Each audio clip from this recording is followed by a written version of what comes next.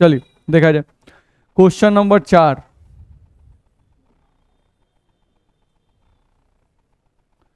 Question number 4 हम लोग देखें अगर, तो इसमें हम लोग का बोल रहा है कि 100 डेसिमोल सोडियम में इलेक्ट्रॉन्स की संख्या ज्ञात करें।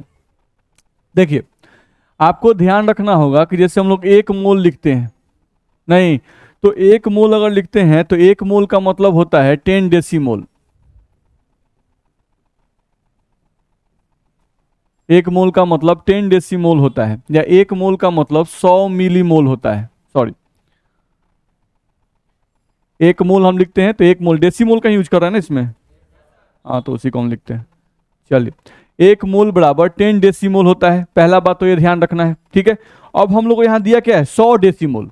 तो सबसे पहले क्या करोगे, 100 डेसीमोल को मोल में बदल लो। नहीं, हम इसी को पलट के यहाँ लिख दें। देखो तो यहाँ पर हम लिखें अगर, तो 10 डेसीमोल बराबर 1 मोल लिख सकते हो आप। तो इसलिए यहां से अगर 1 डेसीमोल बराबर अगर निकालते हो तुम, 1 डेसीमोल बराबर तुम निकालते हो तो कितना आ जाएगा, 1/10 मोल। अब तुमको निकालना है इसमें, इसलिए कितना में, 100 डेसीमोल तुमको दिया हुआ है, तो 100 डेसीमोल में निकालना था, यही क्वेश्चन दिया गया था। तो 100 डेसीमोल में अगर निकालेंगे तो कितना हो जाएगा, 1/10 मल्टीप्लाइड बाई कितना, 100 मोल। ये पहला काम कर लो। यहां से तुम्हारा 1 शून्य से तुम्हारा 1 शून्य कट गया, बराबर में कितना आ जाएगा, 10 मोल। अब सवाल बन गया। यहां से हम लोग को देखा जाए तो क्वेश्चन में बोल रहा है कि 100 डेसीमोल सोडियम में इलेक्ट्रॉन्स की संख्या ज्ञात करो। तो 100 डेसीमोल का मतलब 10 मोल, यानी 10 मोल सोडियम में इलेक्ट्रॉन की संख्या ज्ञात करना है। चलो, तो तुम ये जानते हो कि नहीं पहले कि अगर हम 1 मोल लिखते हैं, 1 मोल अगर सोडियम लिखते हैं तो 1 मोल सोडियम में कितना इलेक्ट्रॉन,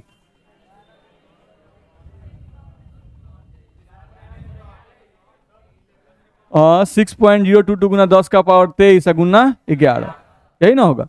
नहीं, इतना इलेक्ट्रॉन्स होगा, इतना इलेक्ट्रॉन्स होगा, ये हम पढ़ा चुके हैं आपको। होगा कि नहीं होगा, होगा। तो ये बताओ कि 1 मोल सोडियम में इतना इलेक्ट्रॉन होगा, तो इसलिए कितना में निकालना था, 10 मोल में निकालना था। तो 10 मोल सोडियम में अगर हम लोग को इलेक्ट्रॉन निकालना है, नहीं अच्छा इसको हम 11 इंटू एन लिख सकते थे ना, नहीं उतना कैलकुलेशन क्यों करें, 11 इंटू एन इलेक्ट्रॉन्स हम लोग लिख दिए, ध्यान रखना है, ठीक है। तो यहाँ से अगर 10 मोल में निकालना है तो 1 मोल में 11 गुना एन है, तो 10 मोल में कितना होगा, तो 10 गुना 11 गुना एन बराबर 110 एन, 110 गुना एन इलेक्ट्रॉन्स होंगे कि नहीं होंगे, होंगे। देख लो, दिक्कत है इसमें, तो इसमें दिक्कत क्वेश्चन में थोड़ा ना था।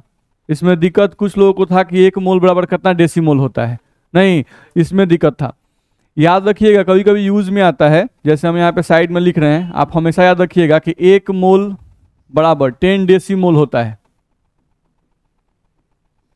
नहीं, ये बात 1 मोल बराबर 100 सेंटीमोल होता है, इसका यूज कभी कभी मिलता है। याद रखिएगा 1 मोल बराबर 1000 मिलीमोल होता है। तो इन लोगों का यूज जहां तहां न्यूमेरिकल में हम लोग को मिलता है, तो इसलिए इनको ध्यान में रखिएगा, नहीं इनको आपको यूज आपका आ सकता है, तो इनको ध्यान में आपको रखना होगा, ठीक है। तो ये ध्यान रखिएगा कि 1 मोल बराबर 10 डेसीमोल, नहीं या 1 मोल बराबर 100 सेंटीमोल, या 1 मोल बराबर 1000 मिलीमोल होता है। ये रिलेशन याद रखिएगा, कहीं कहीं न्यूमेरिकल में यूज में आता है, तो आपको बनाने आना चाहिए, ठीक है। इस क्वेश्चन में किसी को कहीं दिक्कत, बना सकते हैं ना, नहीं इसमें हम लोग सिंपली क्या किए, जो मोल था उसको, जो डेसीमोल था उसको मोल में बदल दिए, नहीं और फिर हमको पता है कि 1 मोल सोडियम में कितना इलेक्ट्रॉन होता है, तो सोडियम का जो परमाणु संख्या होता है बस उतना ही इलेक्ट्रॉन कर देना है, उसमें एन से मल्टीप्लाई करना है, क्या है कि मोल दिया हुआ है। तो 1 मोल सोडियम में 11 गुना एन इलेक्ट्रॉन है, तो 10 मोल में कितना होगा, नहीं हम लोग का 10 गुना 11 गुना एन 110 आ जाएगा। दिक्कत, आगे बढ़ सकते हैं। चलिए अगला क्वेश्चन कौन सा है, 6 नंबर। 6 नंबर क्या है भाई, देखा जाए 1 सेंटीमीटर क्यूब जल में अणुओं की संख्या ज्ञात करें, देखा जाए। आगे बढ़ सकते हैं। चलो, यहां से अगला क्वेश्चन आपको दिया गया था, नहीं कि 1 सेंटीमीटर क्यूब जल था, 1 सेंटीमीटर क्यूब जल में अणुओं की संख्या ज्ञात करें।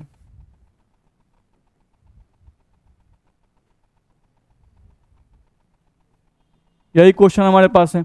1 सेंटीमीटर क्यूब जल में अणुओं की संख्या ज्ञात करें। तो बना सकते हैं हम लोग, देखा जाए। देखें हम 1 सेंटीमीटर क्यूब जल में अणुओं की संख्या ज्ञात कर रहे हैं। चलो भाई, पहले हम लोग जो जानते हैं वो लिखते हैं। यहां से अगर देखें हम लोग, तो अगर हम लिखते हैं 1 मोल जल, ठीक है, 1 मोल जल, तो 1 मोल जल जो है इसका भार कितना होगा? जैसे जल का फॉर्मूला क्या होता है? जल का फॉर्मूला होता है H2O। नहीं, अब इसका कोई भार हमसे पूछ दिया, तो इसका होता है कितना? 2 होगा। 1 हाइड्रोजन का भार 1, तो 2 हाइड्रोजन का भार 2, 2 लिख दिए। ऑक्सीजन का भार 16, 16 2 18, तो 1 मोल जल का भार कितना? 18 ग्राम। पहला काम ये कर ली। नहीं, अब हमको ध्यान रखना है कि 1 मोल जल का भार हो गया 18 ग्राम। चलो दूसरा हम लोग देखें अगर, तो 1 मोल जल जो होता है उसका हम लोग देखें अगर कितने अणु इसमें होंगे? n अणु या 6.022 गुना 10 का पावर 23 अणु, यही ना होगा। इतना में दिक्कत नहीं है। नहीं, अब देखो तो हम लोगों को 1 मोल जल का भार पता है कितना? 18 ग्राम। नहीं, तो 18 ग्राम जो जल है उस जल का हम लोग चाहें तो आयतन निकाल सकते हैं। नहीं, तो देखो तो 18 ग्राम जल का आयतन निकालना है। नहीं, 18 ग्राम जल जो है, 18 ग्राम जल का क्या निकालना है? आयतन। चलो भाई, अब 18 ग्राम जल का आयतन निकालना है तो हमको पता है वॉल्यूम, यानी आयतन बराबर वॉल्यूम बराबर मास बटा डेंसिटी, यही ना होता है भाई। वॉल्यूम का फॉर्मूला होता है मास बटा डेंसिटी, यानी आयतन बराबर द्रव्यमान बटा घनत्व। होता है कि नहीं होता है? होता है। चलो अब यहां से देखो तो इसका मास कितना है 1 मोल जल का? 18 ग्राम रख दिए, बटा जल का घनत्व कितना होता है? 1 ग्राम। 1 ग्राम पर सेंटीमीटर क्यूब, ग्राम से ग्राम कट जाएगा, बराबर में आ जाएगा 18 सेंटीमीटर क्यूब। या इसी 18 सेंटीमीटर क्यूब को ध्यान रखना है, आप 18 सीसी भी लिख सकते हैं। नहीं, इस सी का मतलब क्या होता है? सेंटीमीटर। 1 सी का मतलब, 1 सी का मतलब क्या है? क्यूब। नहीं, तो 18 सेंटीमीटर क्यूब को 18 सीसी भी लिखा जाता है। तो 18 ग्राम जल का आयतन निकालना था। नहीं, तो 18 ग्राम जल का आयतन, नहीं तो जल का आयतन, आयतन का फॉर्मूला होता है द्रव्यमान बटा घनत्व। नहीं, द्रव्यमान कितना ले लिए? 18 ग्राम, है ना जी। डेंसिटी कितना होता है जल का? तो 1 ग्राम पर सेंटीमीटर क्यूब, ग्राम से ग्राम कट गया, 18 सेंटीमीटर क्यूब आ गया। यानी हमको मालूम चल गया कि जो 18 ग्राम जल लिखे हुए हैं, इस 18 ग्राम जल का कोई आयतन पूछता तो कितना होता? 18 सेंटीमीटर क्यूब या 18 सीसी। नहीं, सेंटीमीटर क्यूब लिखते हैं, 18 सेंटीमीटर क्यूब लिख दिए। इतना में दिक्कत है? नहीं। अच्छा, अब यहां से हमको ये तो मालूम चल गया ना, यहां से अगर देखा जाए तो यहां से हम लोग क्या मालूम चल गया? यहां से हम लोग को देखें अगर, तो हम लोग को ये पता चल गया कि 18 सेंटीमीटर क्यूब जो जल है उसमें कितना अणु है बाबू? नहीं, n अणु है, यानी 6.02 गुना 10 का पावर 23 अणु है। तो यहां से तुम लिख सकते थे कि 18 सेंटीमीटर क्यूब जल में अणु, तो 18 सेंटीमीटर क्यूब जल में अणु बराबर n लिखें। तो इसलिए तुमसे पूछा था कि 1 सेंटीमीटर क्यूब जल में अणु कितना होगा? तो 1 सेंटीमीटर क्यूब जल में अणु होगा n, और बट्टा में कितना? 18। नहीं, तो 1 सेंटीमीटर क्यूब में जल के अणुओं की संख्या हो गई n बटा 18। आप चाहो तो इसका n का मान रख दो, 6.022 गुना 10 का पावर 23 डिवाइडेड बाई 18। नहीं, या n बाई 18 पे भी आप छोड़ सकते हो। बोलो, दिक्कत है? निकलेगा? तो इस तरह से हम लोग निकाल सकते थे, ध्यान रखना है, क्योंकि यहाँ पर STP नहीं दिया हुआ है। यहाँ पर इस क्वेश्चन में STP कहीं लिखा हुआ है? नहीं लिखा हुआ है। जब STP नहीं लिखा हुआ है तो कभी भी आप 1 मोल जल का आयतन 22.4 लीटर नहीं ले सकते हैं। ध्यान रखना है, 22.4 लीटर हम लोग तभी लेते हैं जब STP स्टैंडर्ड टेम्परेचर और प्रेशर लिखा रहे। हम पढ़ाए थे ये बात, तो ये बात बताए थे। तो इसीलिए देख लीजिए, हम लोग सिंपल जो डेंसिटी वॉल्यूम का फॉर्मूला होता है उसके आधार पर हम इस क्वेश्चन को बनाए। किसी को दिक्कत है? देख लीजिए, कहीं दिक्कत तो बोलिए। आपसे पूछा गया कि 1 सेंटीमीटर क्यूब जल में अणुओं की संख्या ज्ञात करें। नहीं, तो हम लोग क्या किए? पहले 1 मोल वाटर लिख दिए, 1 मोल वाटर का भार लिख दिया 18 ग्राम, नहीं, उसमें 18 ग्राम में कितना अणु है वो निकाल दिए, 18 ग्राम जल जो है उसका आयतन कितना होगा वो निकाल दिए, 18 सीसी आ गया। तो मालूम चल गया, अच्छा 18 सेंटीमीटर क्यूब में इतना अणु है, तो 1 सेंटीमीटर क्यूब में कितना अणु होगा, निकाल दिए। ध्यान रखना है, देख लीजिए कहीं दिक्कत हो तो बोला जाए।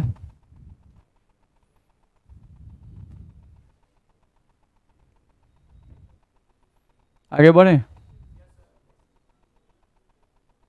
अब इसके अलावा और क्वेश्चन बताइए।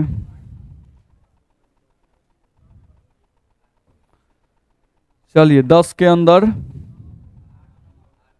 8 नंबर, 8 नंबर किसका है बोलिए। अब देखिए 8 नंबर बोलता है, सब बोलता नहीं, आपका एगो है बस अकेले, बाकी सब लोग 8 नंबर बना लिए हैं, आपसे भी नहीं बना है, आपसे भी नहीं बना है। तो अभी एक आदमी हाथ उठा रहे थे, आप देखिए धीरे धीरे सब उठाने लगा। यह ना हाथ खराब है कि 8 नंबर भाई एक आदमी हाथ उठाया है, बाकी लोग बना लिया, तो सर कहीं उठा कर पूछने मत लगे, नहीं कि बन गया है चलिए आके बनाइए, तो इसकी संभावना पूरी रहती है। देखा जाए क्वेश्चन नंबर 8,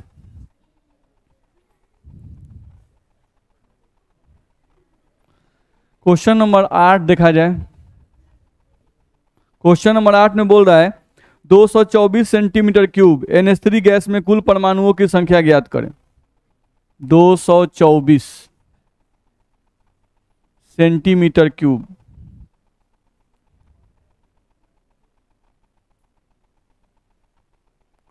NH3 गैस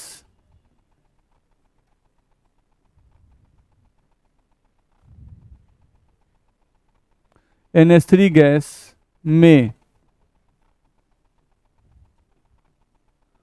कुल परमाणुओं की संख्या ज्ञात करें।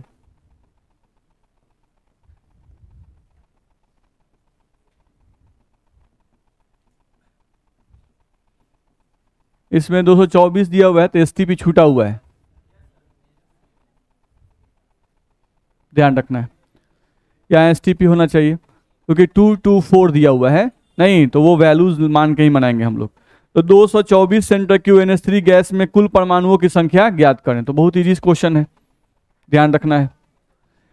यहां से अगर हम लोग देखें, इसका आंसर हम लोग बना रहे हैं, तो यहां से आप समझ सकते हैं, देखिए तो यहां से हम देखें अगर, तो पहले हम बोलते हैं कि मोल के क्वेश्चन में पहले जो दिया हुआ है उसका 1 मोल के बारे में जानते हो वो लिख दो, 1 मोल के बारे में आप जो जानते हैं वो पहले लिख दीजिए। जैसे ही आप 1 मोल वाला कॉन्सेप्ट लिखिएगा आपका क्वेश्चन अपने आप बन जाता है, ध्यान रखना है। चलो अब इसके पहले एक रिलेशन पहले समझ लेते हैं, एक रिलेशन समझ लो बढ़िया से। देखो हम लोग को ध्यान रखना होगा कि जब भी हम लिखते हैं 1 लीटर, नहीं तो 1 लीटर बराबर ध्यान रखना होगा कि 1000 मिलीलीटर बोलें या 1000 सेंटीमीटर क्यूब। 1 लीटर बराबर 1000 सेंटीमीटर क्यूब कहो, और चाहे 1000 सीसी कहो, और चाहे 1000 मिलीलीटर कहो, ध्यान रखना ये तीनों बात जो है, ध्यान रखना ये तीनों बात क्या है, सेम है। बात समझ में आ रहा है?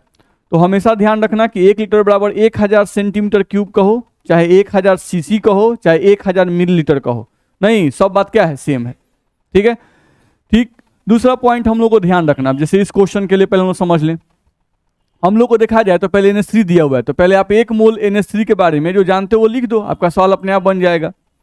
आपको 1 मोल NH3 लिखना है, नहीं तो 1 मोल NH3 के लिए अगर हम लोग को देखा जाए इसमें कुल परमाणुओं की संख्या और या कुल आयतन देखना है, तो पहले हम यहाँ STP लगा दें। 1 मोल NH3 गैस एट STP। चलो तो 1 मोल NH3 गैस STP पर दिया हुआ है, तो इसका आयतन कितना होगा, 22.4 लीटर। हम लोग जानते हैं 1 मोल NH3 गैस का STP पर आयतन जो होता है कितना होता है, 22.4 लीटर पढ़ाया गया है। अच्छा अब थोड़ा समझो, देखो तो अभी हम यहाँ पढ़ाए, यहाँ साइड में लिख रहे हैं, समझ लो 1 लीटर बराबर, अभी तुम पढ़े नहीं या ऐसा हम लिखें 1 लीटर बराबर 1000 सेंटीमीटर क्यूब होता है ना। तो इसलिए तुम्हारे पास जो आयतन है वो 22.4 लीटर है। तो 22.4 लीटर आयतन को तुमको सेंटीमीटर क्यूब बदलना है, तो 1 लीटर बराबर इतना है, तो 22.4 लीटर बराबर कितना, तो यहाँ से 1000 गुना कितना 22.4 सेंटीमीटर क्यूब कर सकते हैं। इन दोनों को जब गुना करेंगे तो आ जाएगा 22,400 सेंटीमीटर क्यूब। इतना में दिक्कत है, ठीक है। 1 लीटर बराबर अभी हम पढ़ाए कि क्या होता है 1000 सेंटीमीटर क्यूब, तो 1 लीटर बराबर इतना सेंटीमीटर क्यूब होता है, तो 22.4 लीटर बराबर कितना सेंटीमीटर क्यूब होगा, तो 22,400 सेंटीमीटर क्यूब। याद रखेंगे, नहीं अब उतना कन्वर्ट नहीं करेंगे, सीधे याद रखेंगे भाई 22.4 लीटर को सेंटीमीटर क्यूब में कितना कहते हैं, तो 22,400 सेंटीमीटर क्यूब, सीधे ध्यान रखना है। अब चलो, 1 मोल NH3 गेट एट STP का अभी तुम आयतन बताया कि 22.4 लीटर होता है। अच्छा, हम 22.4 लीटर को 22,400 सेंटीमीटर क्यूब लिखे, दिक्कत है, कोई दिक्कत नहीं है। 22.4 लीटर को हम लोग 22,400 सेंटीमीटर क्यूब लिख सकते हैं, लिख सकते हैं, लिख सकते हैं, लिख सकते हैं। तो ये हमारा काम हो गया। 1 मोल NH3 गैस एट STP बराबर 22,400 सेंटीमीटर क्यूब। इतना में दिक्कत नहीं है। अब बताओ, हम लोग को देखा जाए तो थोड़ा NH3 को ध्यान से देखो। NH3 में हाइड्रोजन कय गो है और नाइट्रोजन कय गो, टोटल परमाणु 4। नहीं तो अगर एगो NH3 होता तो हम 4 परमाणु लिखते, नहीं, और यहाँ पर 1 मोल NH3 है तो 4 गुना N लिखें, तो हम यहाँ लिखें कि भाई 4 गुना N कुल परमाणु लिखें, तो किसी को दिक्कत है। चलो, तो ये बताओ कि तुमको मालूम चल गया कि 22,400 सेंटीमीटर क्यूब ये है ना आयतन, इतना आयतन में कुल परमाणु कितना, 4 गुना N। रिलेशन मिला कि नहीं मिला। तो ये बताओ कि 1 सेंटीमीटर क्यूब अगर आयतन दिया रहे तो उसमें कोई पूछे कि कुल परमाणु कितना, तो 4 गुना N अब बटा में 22,400 लिखे तो कौन दिक्कत है, कुल परमाणु। किसी को दिक्कत तो बोलिएगा।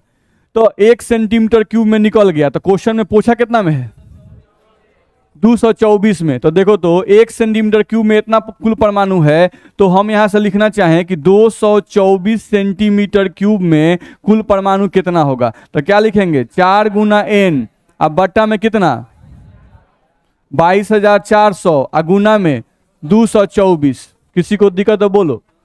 यहां पर 224 से हम इस 224 को काट दें, यहां पर कितना आ गया 100, डिवाइड कर दें तो लगभग हम लोग को 0.04 गुना N कुल परमाणु आएगा।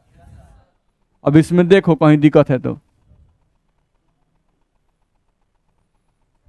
ये समझ में आया क्वेश्चन, नहीं तो हम लोग कुछ भी करना नहीं था, बस ध्यान रखना था कि भाई 1 मोल NH3 गैस एट STP, तो इसका आयतन होता है 22.4 लीटर पढ़ाया गया है। हम उसको बोले कि अब 22.4 लीटर में नहीं याद रखेंगे, 22.4 लीटर भी याद है, अगर सेंटीमीटर क्यूब में बोलेगा तो 22,400 सेंटीमीटर क्यूब बोलेंगे, नहीं तो हम बस वही तो किए हैं। 1 मोल NH3 गैस एट STP बराबर 22,400 सेंटीमीटर क्यूब, नहीं, और 1 मोल NH3 में टोटल परमाणु कय गो है, तो परमाणु, अच्छा अनिश्चित तो अणु है, इससे परमाणु कय गो है, तो 3 गो हाइड्रोजन का परमाणु और 1 गो नाइट्रोजन का परमाणु, जब 4 गो परमाणु मिला है तब ना NH3 बना है, नहीं तो हम क्या लिख दिए 4 गुना N कुल परमाणु। तो 22,400 सेंटीमीटर क्यूब में 4 गुना N परमाणु है, तो 1 सेंटीमीटर क्यूब में कितना होगा, तो 224 सेंटीमीटर क्यूब में कितना होगा, निकाल सकते हैं, देख लो कहीं दिक्कत है तो। तो ये सब नॉर्मल क्वेश्चन है जो आपको आना चाहिए, ध्यान रखना है।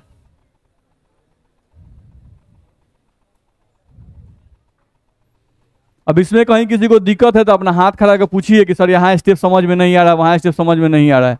ऐसे ये सब इजी क्वेश्चन है, लेकिन फिर भी जहाँ भी दिक्कत है वहाँ पूछते चलिए। किसी को कोई परेशानी है,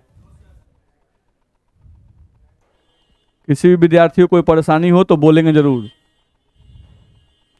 चलिए अगला क्वेश्चन बोला जाए, 9 नंबर, क्वेश्चन नंबर 9 देखा जाए। ये तो खाली गुना भाग था, इसमें कुछ था नहीं। अब बहुत विद्यार्थी गुना भाग नहीं करना चाहता है, इसीलिए पूछ रहा है सब गधा सब। क्वेश्चन नंबर 9, चलिए मिटाएं इसको, हो गया सर। चलिए क्वेश्चन नंबर 9 चेक किया जाए। क्वेश्चन नंबर 9 में क्या कह रहा है, थोड़ा समझे यहां पर। क्वेश्चन नंबर 9, क्वेश्चन नंबर 9 कह रहा है कि एक आदमी 1 सेकेंड में 10 लाख रुपए कमाता है।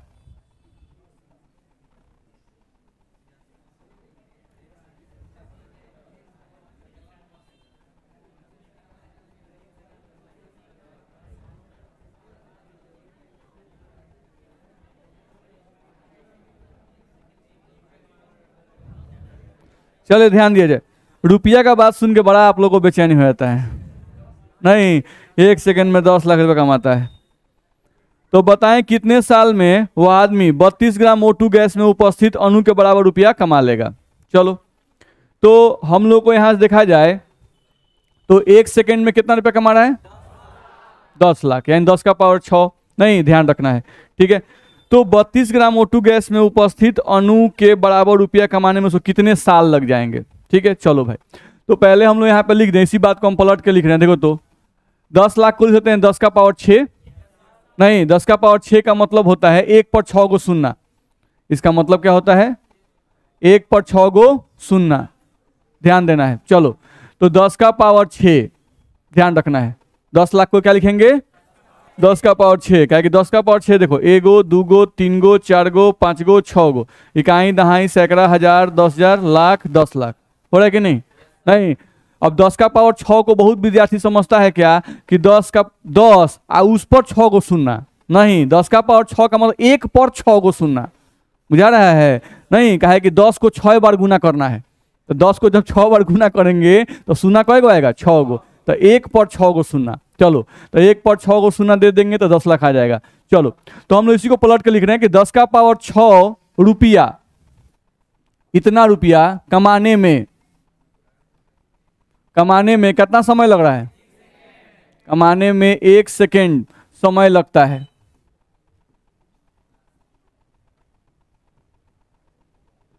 देखा जाए तो 10 का पावर 6 रुपया कमाने में उसको 1 सेकेंड लग रहा है। नहीं, अब हम लोग क्या करते हैं यहाँ पर कि 32 ग्राम, जो हमारे पास 32 ग्राम O2 गैस है, उसमें कितना अणु होता है तुम लोग जानते हैं? 6.022 गुना 10 का पावर 23 अणु। तो उतना रुपया कमाने में उसको कितना समय लगेगा? यानी कि 10 का पावर 6 रुपया कमाने में उसको 1 सेकेंड लगता है। तो इसलिए हम यहाँ से लिखना चाहते हैं कि 6.022 गुना 10 का पावर 23, इतना रुपया कमाने में उसको कितना समय लगेगा, ही क्वेश्चन पूछ रहा है। नहीं, तो 10 का पावर 6 रुपया कमाने में उसको 1 सेकेंड लग रहा है, तो 6.022 गुना 10 का पावर 23 रुपया कमाने में उसको कितना समय लगेगा? तो 1 बट्टा में क्या करेंगे? 10 के पावर 6 और गुना में 6.022 गुना 10 का पावर 23, इतना सेकेंड समय लगेगा। बोलो, पहले इतना में दिक्कत है किसी को भी? नहीं, क्वेश्चन पूछा था, क्वेश्चन में दिया हुआ है कि 10 का पावर 6 रुपया कमाने में 1 सेकेंड लग रहा है। तो बताइए कि 32 ग्राम O2 गैस में उपस्थित अणु के बराबर रुपया कमाने में कितना समय लगेगा? तो 32 ग्राम O2 गैस में कितना अणु? यही अणु, 6.022 गुना 10 का पावर 23। नहीं, तो इतना रुपया कमाने में 1 सेकेंड, तो इतना रुपया कमाने में कितना समय लगेगा? नहीं, तो हम निकाल दिए, तो हमारा आंसर कौन सी में आएगा? सेकेंड में। नहीं, अब क्वेश्चन में कह रहा है कि नहीं भाई सेकेंड में मत निकालिए, इसको साल में बदलिए। नहीं, तो बदल सकते हैं। देखो तो पहले इसको हम लोग काट देते हैं, क्या यहां पर काट दें? 6 गो शून्ना, इसमें का 6 गो शून्ना कट गया, तो कितना बचेगा? 17। तो पहले हम यहां लिख दिए इसको सेकेंड में भाई, 6.022 गुना 10 का पावर 17 सेकेंड, इतना समय लगेगा। बोलो, 1 मिनट।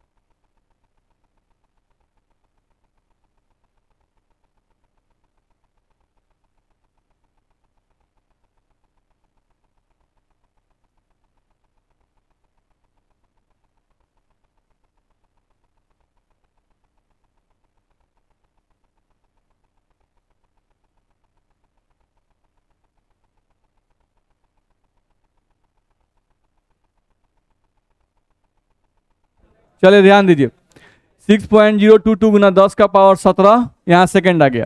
नहीं, अब सेकेंड को हम लोग को बदलना है मिनट में। तो सेकेंड को अगर मिनट में बदलना है तो 6.022 गुना 10 का पावर 17 अब बट्टा में कितना?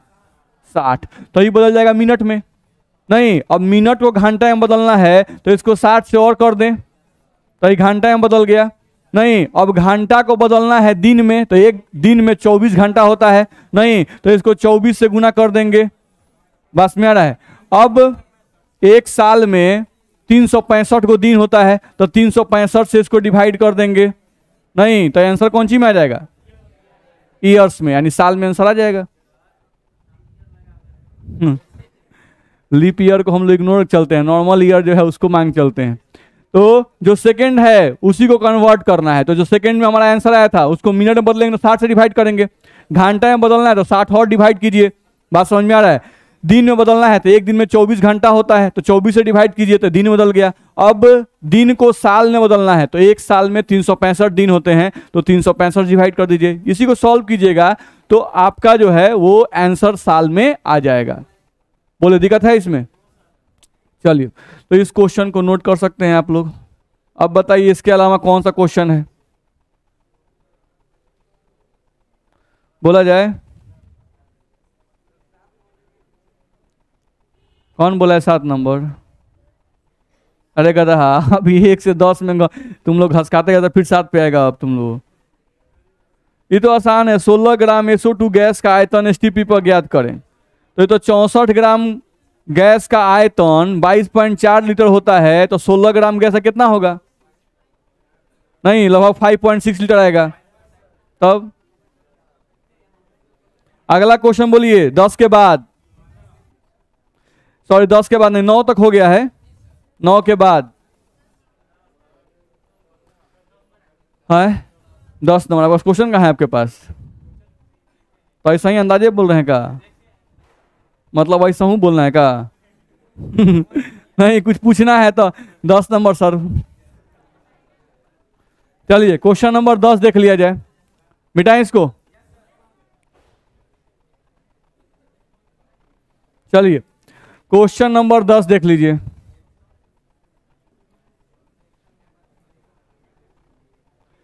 क्वेश्चन नंबर 10 में बोल रहा है कि एक हरे रंग, ध्यान सुनिए, एक हरे रंग के पदार्थ में 10% मैग्नीशियम है, तो 2 ग्राम हरे पदार्थ में मैग्नीशियम के परमाणुओं की संख्या बताएं। ये बोल रहा है कि एक हरे रंग के पदार्थ, एक हरे रंग के पदार्थ में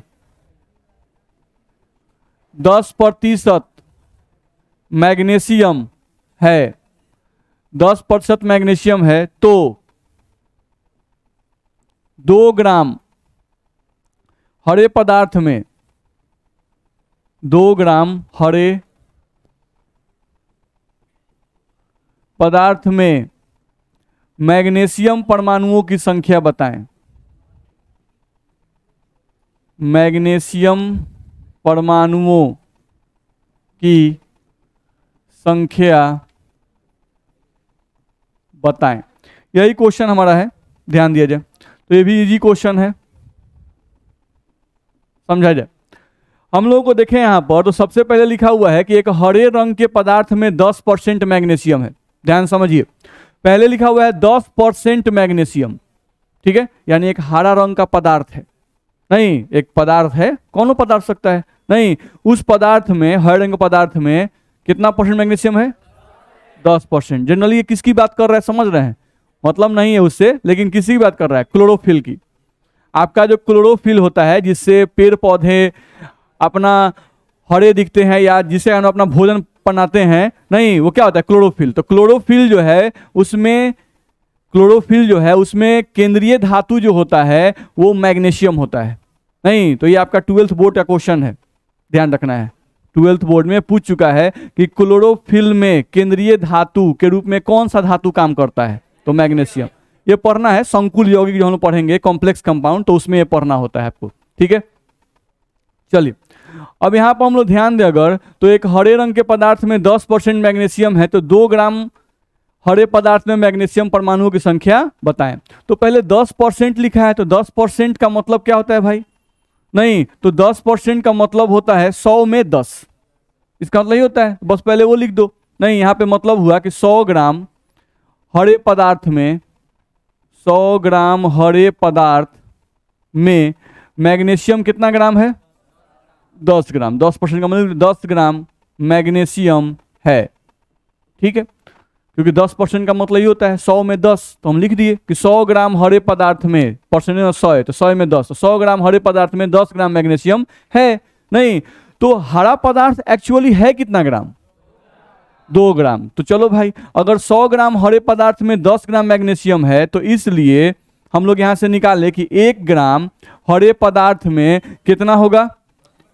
तो 100 और बट्टा में कितना? सॉरी 10/100 है, हम लोग उल्टा ही लिख रहे हैं। 10 और बट्टा में कितना? 100। तो 10/100 ग्राम मैग्नीशियम होगा 1 ग्राम में, ध्यान रखना है। तो इसलिए कितना ग्राम में निकालना था? तो 2 ग्राम हरे पदार्थ में कितना होगा भाई? तो 10/100 गुना में कितना? 2, इतना ग्राम मैग्नीशियम होगा। 2 से काट देते? नहीं, या काहे के लिए काटे? हम लोग ज़्यादा अच्छा है कि यहाँ पे 1 शून्य से 1 शून्य काट दे, 2/10 यानी 0.2 ग्राम मैग्नीशियम होगा। इतना बोलो, दिक्कत है? कर सकते हैं ना? किसी को दिक्कत है? नहीं, ऐसे हम चाहे तो डायरेक्टली भी 2 ग्राम का 10% निकाले तो भी 0.2 ही ग्राम आएगा। नहीं, यहाँ पर 2 ग्राम का 10% निकालें तो भी कितना आएगा? 0.2 ग्राम ही आएगा, ध्यान रखना है। और यहाँ पर हम लोग उसी को समझ के बनाए थे, ऐसे बनाए कि भाई 10% का मतलब क्या हुआ? तो 100 ग्राम हरे पदार्थ में हम लोगों का 10 ग्राम है, तो 1 ग्राम में कितना? 10/100 होगा, तो 2 ग्राम में कितना? 0.2 ग्राम मैग्नीशियम। इतना में दिक्कत है? अभी सर आंसर कैसे दिया? अभी आंसर पहुंचे कहाँ हैं? नहीं, अब आगे बढ़ रहे हैं। चले, तो 0.2 ग्राम मैग्नीशियम होगा। अब हम लोगों को क्या बोला है कि मैग्नीशियम परमाणुओं की संख्या बताएं, क्वेश्चन ये है। और यहां पर मैग्नीशियम परमाणु का आपको भार आया 0.2 ग्राम, तो ग्राम क्या चीज का? ये भार का। तो आपको भार निकल गया, लेकिन आपको निकालना क्या है? परमाणुओं की संख्या। चलो भाई, तो हम इसको यहां बनाते, परमाणुओं की संख्या हम लोग को निकालनी है। देखा जाए तो अगर हम लोगों को परमाणुओं की संख्या निकालनी है, तो हम लोग जानते हैं मैग्नीशियम के बारे में। मैग्नीशियम का भार कितना? 24 ग्राम। नहीं, तो हम यहां लिखें कि 24 ग्राम मैग्नीशियम में n परमाणु होता है कि नहीं होता है? होता है। आप जानते हैं 1 मोल मैग्नीशियम का भार 24 ग्राम। 1 मोल मैग्नीशियम का भार 24 ग्राम, और 1 मोल मैग्नीशियम का भार 24 ग्राम, और 1 मोल में परमाणु कितना? n परमाणु। तो वही तो हम लिख दिए, 1 मोल बस गायब कर दिए, यहाँ पर लिख भी दे रहे हैं भाई। चलो, 1 मोल मैग्नीशियम, तो 1 मोल मैग्नीशियम का भार 24 ग्राम, और 24 ग्राम मैग्नीशियम में कितना परमाणु? n परमाणु। तो इसलिए हमको 1 ग्राम मैग्नीशियम में अगर निकालना होगा तो n/24 परमाणु नहीं होगा। तो इसलिए आपको निकालना कितना में था? 0.2 ग्राम मैग्नीशियम है उस हरा पदार्थ में, तो 0.2 ग्राम मैग्नीशियम में कितना परमाणु? तो n, अब बट्टा में 24, गुना में 2/10 नहीं करते हैं, 2 से यहाँ काट देते हैं, यहाँ 12 रहता, बराबर में हम लोग को n/120 मैग्नीशियम का परमाणु नहीं आ जाएगा? n/20 परमाणु, n/120, यही हमारा का आंसर हो जाएगा। देख लीजिए कहीं दिक्कत हो तो।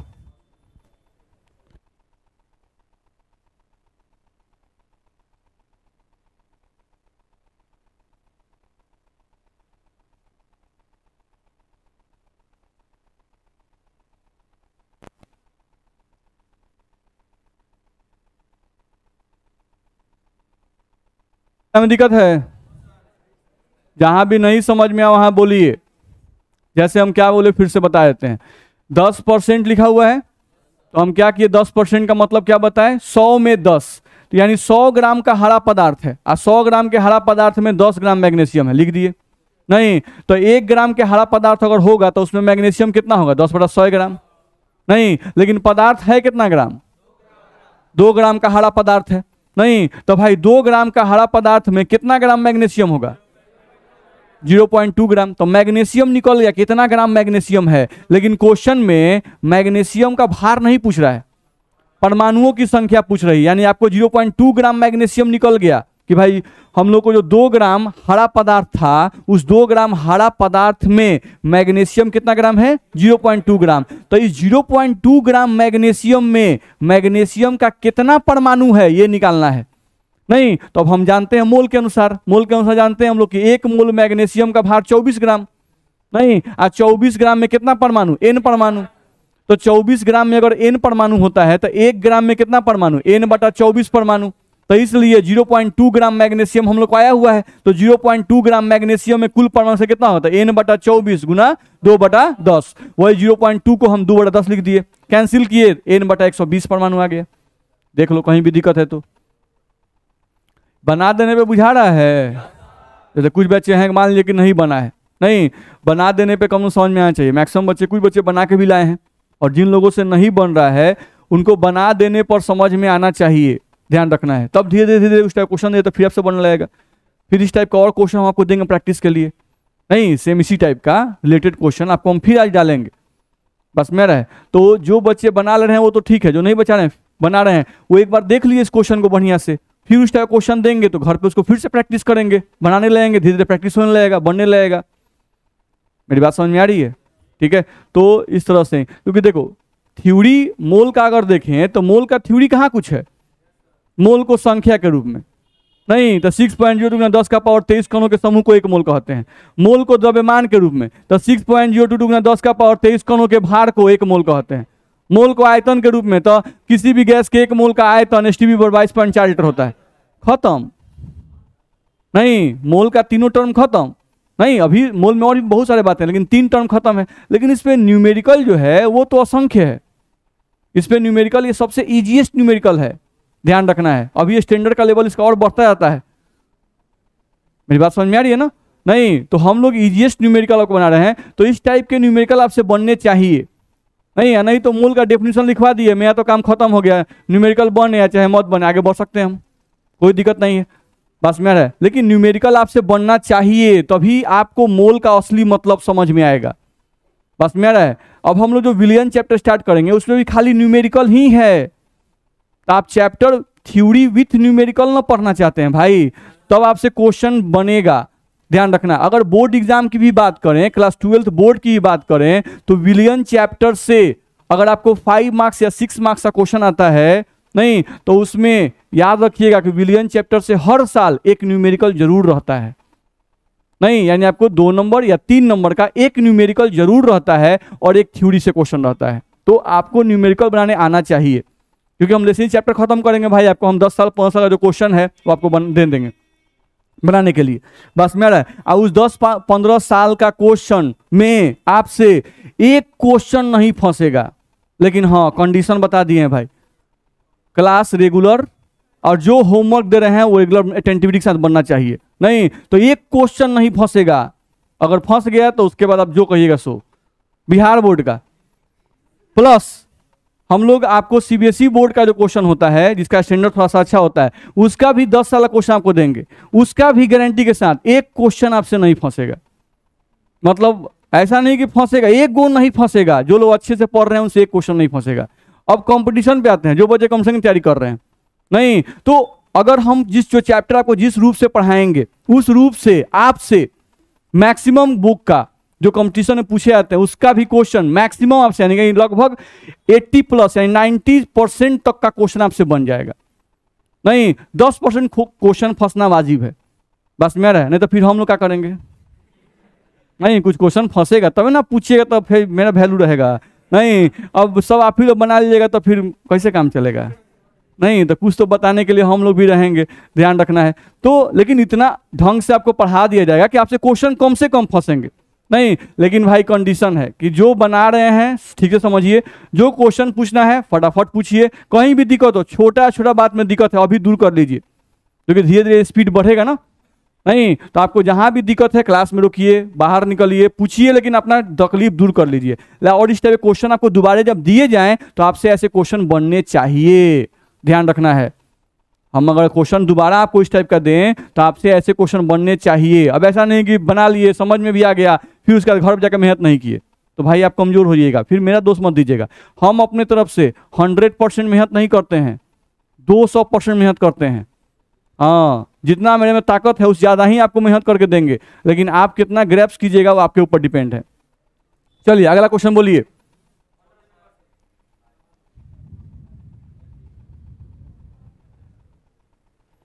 अगला क्वेश्चन एक 15 नंबर बोला गया है, एक 14 भी बोला गया है।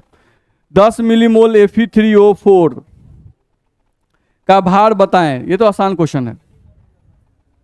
तो मिलीमोल तो ये बता दिए ना।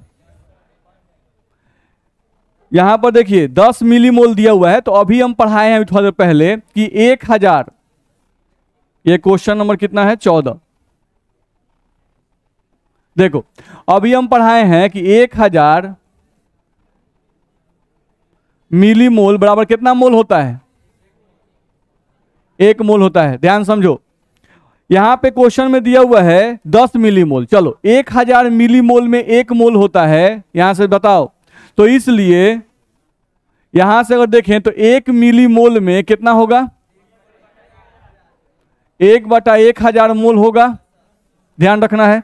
तो इसलिए तुमको दिया कितना है 10 मिलीमोल। तो अगर हम यहां लिखते हैं 10 मिलीमोल, तो यहां से 1 और बट्टा में कितना 1000 और गुना में कितना 10, इतना मोल होगा। यहां से 1 शून्य काट दो, 1/100 यानी कि 0.01 मोल लिख सकते हैं। तो तुम सबसे पहला काम है कि मोल में कन्वर्ट कर लो। अब तुमको दिया हुआ क्या है इसमें Fe3O4, तो Fe3O4 का भार निकाल दो। निकाले हैं सब लोग, 232 आ रहा है, 232 ग्राम। नहीं तो यहां से देखो हम लोग को, तो हम यहां से लिख सकते हैं ना, अगर 1 मोल Fe3O4 लिख रहे हैं तो 1 मोल Fe3O4 का भार कितना है 232 ग्राम है। तो 1 मोल Fe3O4 का भार 232 ग्राम है, तो इसलिए हम लोग को 0.01 मोल Fe3O4 का अगर भार कोई पूछता है तो वो हम लोग को हो जाएगा 232 मल्टीप्लाइड बाई 0.01। नहीं इसी को सॉल्व करते तो 2.32 ग्राम आ जाएगा। यही तो क्वेश्चन था। देख लो भारी है, इसमें कुछ था ही नहीं। बोलिए।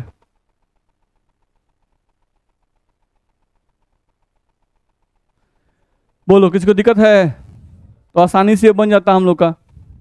चलो 12 नंबर, 10 ग्राम सिल्वर रड 90% प्योर है, तो उस रड में प्योर सिल्वर परमाणुओं की संख्या बताएं। ये बिल्कुल सेम क्वेश्चन है जो अभी हरे रंग का पदार्थ हम लोग बनाए थे, सेम उसी टाइप का है।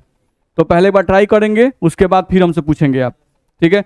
सेम जो अभी क्वेश्चन 10 नंबर बताए हैं, 12 नंबर बिल्कुल वैसा ही क्वेश्चन है। तो पहले अपने से एक बार ट्राई करेंगे फिर पूछेंगे। चलिए क्वेश्चन नंबर 15 लास्ट क्वेश्चन है, उसको हम बता दें। बिठाएं इसको। चलिए क्वेश्चन नंबर 15 पे आ जाइए, ध्यान से देखिए यहां पर। क्वेश्चन नंबर 15 में बोल रहा है कि 200 मिलीग्राम CO2 में से, ध्यान समझिए, 200 मिलीग्राम CO2 में से 10 का पावर 21 अणु निकाल दिया जाए तो बताएं CO2 के कितने मोल बच जाएंगे। यही क्वेश्चन दिया गया है, ठीक है। अब हम लोग यहां से ध्यान दें तो 200 मिलीग्राम CO2 दिया हुआ है। क्या दिया हुआ है 200 मिलीग्राम CO2। तो क्या कीजिए, पहले 200 मिलीग्राम CO2 को भी पहले हम लोग कन्वर्ट कर लें, कौन सी में, ग्राम में। नहीं पहला काम वो करो। चलो तो देखो, तो अगर हम लोग बात करें तो 1 मिलीग्राम, कैसे मिली का बात कर रहे थे, देख रहे थे 1000 मिलीमोल, ऐसा नहीं बोल रहे थे। नहीं तो सेम वैसे ही यहां पर भी बोलो, ध्यान रखो।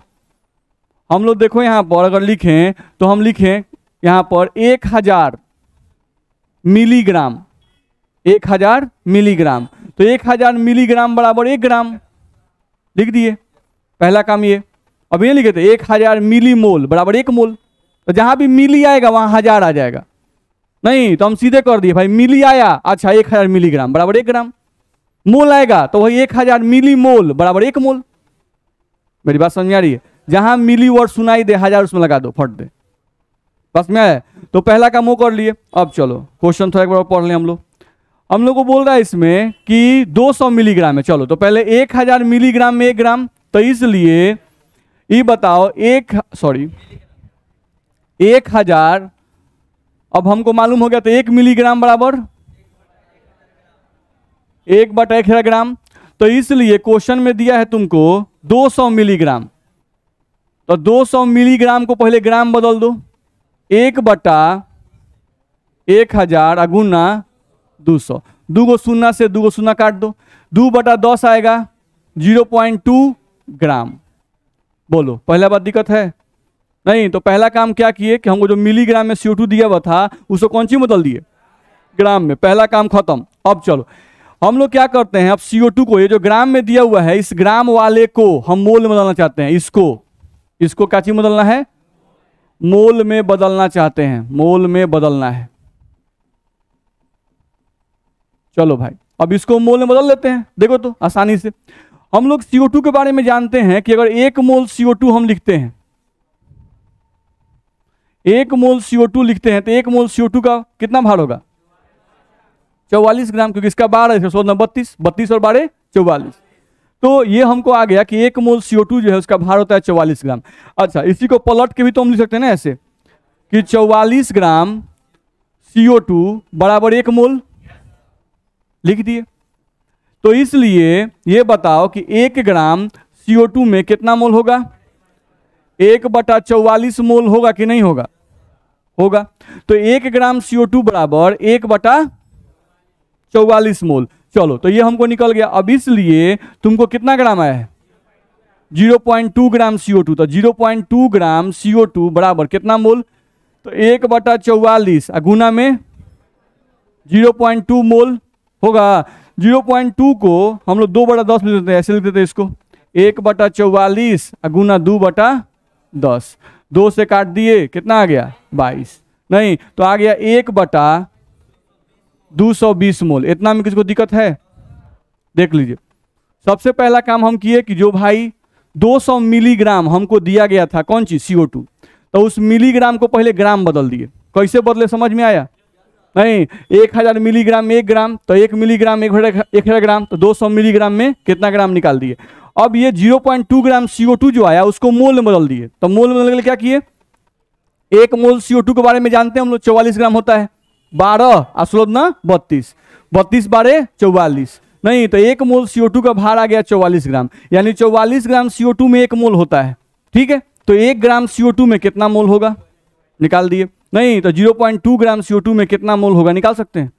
पहला काम ये हुआ। अब दूसरे काम पे आइए। हम लोग को यहां पर दिया हुआ है 10 का पावर 21 अणु। कितना है? 10 का पावर 21 अणु। एक टर्म दिया हुआ है 10 का पावर 21 CO2 का अणु। ऐसा भी एक वर्ड यूज किया गया है। अब 10 का पावर 21 CO2 का जो अणु है इसको भी हम चाहते हैं मोल में बदलना। नहीं, ध्यान रखना, हम लोग क्या कहते हैं? मोल में बदलना है। इसको भी क्या करना है? मोल में बदलना है। चलो तो बदलते हैं हम लोग। देखो तो हम लोग जानते हैं, क्या जानते हैं? 1 मोल CO2 अगर लिखते हैं तो 1 मोल CO2 का मतलब होता है 6.022 गुना 10 का पावर 23 अणु। होता है कि नहीं होता है? होता है। अच्छा इसी को पलट के, यानी हम इसको पहले लिखते हैं ऐसे, देखो 6.022 गुना 10 का पावर 23 अणु बराबर 1 मोल CO2। इसी को पलट के बस लिख दिए 1 मोल CO2। तो इसलिए ये बताओ कि 1 अणु बराबर कितना होगा? 1/6.022 गुना 10 का पावर 23 मोल होगा कि नहीं होगा? होगा। तो इसलिए तुम्हारे पास अणु है कितने? 10 का पावर 21 अणु। तो 10 का पावर 21 अणु बराबर कितना होगा भाई? तो 1/6.022 गुना 10 का पावर 23 गुना 10 का पावर 21 मोल। लिख सकते हैं कि नहीं लिखते हैं? यहाँ पर 10 का पावर 23 है और 10 का पावर 21, 10 का पावर 21 पूरा काट दो, इसमें से 21 शून्य कट गया, कई को बचा?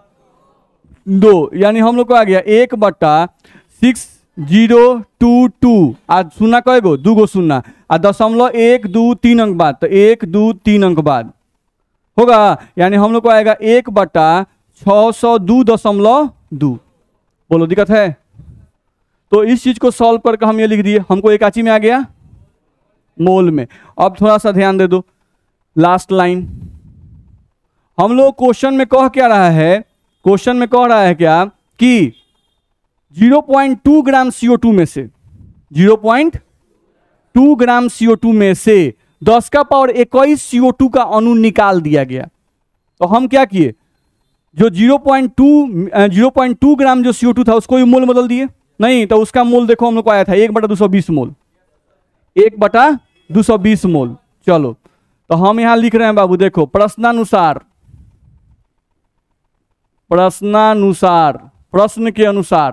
प्रश्न कहता है क्या कि 1/220 CO2 का ये मोल है, इतना मोल में से निकाल दिया गया, निकालना मतलब माइनस कर दिया गया, नहीं 10 का पावर 21 अणु निकाल दिया, 10 का पावर 21 अणु यानी कितना मोल निकाल दिया गया, 1/602 मोल खाली मान लेते हैं, नहीं इतना मोल निकाल दिया गया। नहीं अब इसको हम चाहें तो इसको हम लोग घटा के सॉल्व करके आंसर ले सकते हैं, ला सकते हैं। मान लो इसको हम मान लिए 220 गुना 602, नहीं आप फिर इधर करेंगे तो 602 माइनस 220, इसी को सॉल्व कर देंगे, जो आएगा वो हमारा उतना मोल आंसर आ जाएगा। बोलो दिक्कत है? सॉल्व होगा कि नहीं होगा? होगा।